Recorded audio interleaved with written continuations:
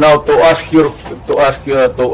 answer your question, ibig kong sabihin ang military, well, it's an option sa military. One, they just can sit there sa upuan nila, doon sa bukid, maglinis ng baril. Nagsabi lang sila na we are not anymore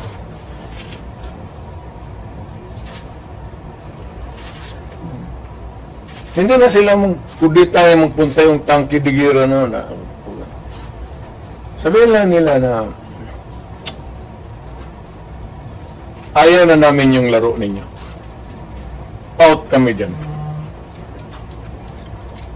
Kasi kung walang military, yung laro nila, wala na. What do you mean out, Mayor? Getting out means... I don't know. Basta hindi yan kudita, hindi yan ano. Basta sabi na military. You are oppressing people and you are spending our money like water. Pati kami in the coming days, mawawalaan kami ng aming retirement, magalaw. Hindi kami sasali sa inyo. Silent protest. Not taking orders at all.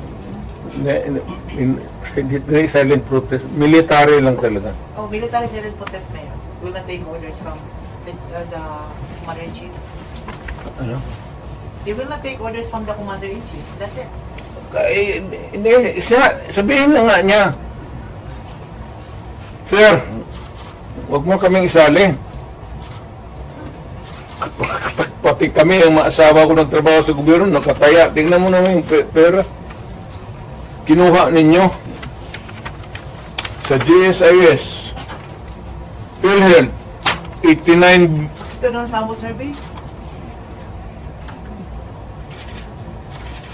Pinagbili nila, saan itong pera? 25 tons of gold reserves natin sold amounting to 129 billion.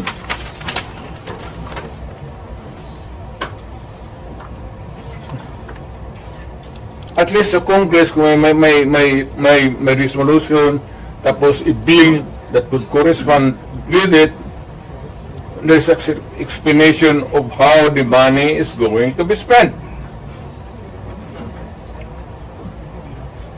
Pero ito, paano ito ngayon? Sila na nakaalam nito. Yung Maharlika, sila na nakaalam nito.